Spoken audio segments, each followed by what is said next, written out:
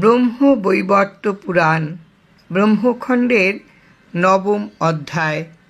চন্দ্রের সপ্তবিংশতি সংখ্যক পত্নীর মধ্যে একমাত্র রোহিণী চন্দ্রের সবচেয়ে প্রিয় ছিলেন। তিনি পরিহাস রসিকা হিসাবেও প্রসিদ্ধা ছিলেন।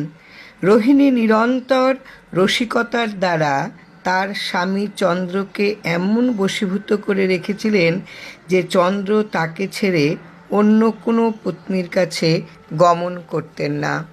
তখন রোহিণী অন্যান্য ভগিনীরা এই অনাদর ও দুর্ভাগ্যের জ্বালা সহ্য করতে না পেরে সকলে একত্রিত হয়ে নিজেদের পরামর্শ করে পিতা দক্ষরাজকে তাদের এই দুঃখ ও দুর্ভাগ্যের কথা বললেন। দক্ষ প্রজাপতি তার কন্যাদের সপত্নীজনিত এই হৃদয়ের কথা শুনে নিতান্ত ক্রুদ্ধ হয়ে জামাতা চন্দ্রকে মন্ত্রযুক্ত অভিসম্পাত দান করলেন। চন্দ্র শ্বশুরের শাপ প্রভাবে তৎক্ষণাৎ যক্ষা রোগগ্রস্ত হলেন এবং দিন দিন ক্ষীণকলেবর হয়ে অশেষ যন্ত্রণা ভোগ করতে লাগলেন। পরিশেষে তার শরীর ক্ষীণ হতে হতে অর্ধেক হয়ে গেল।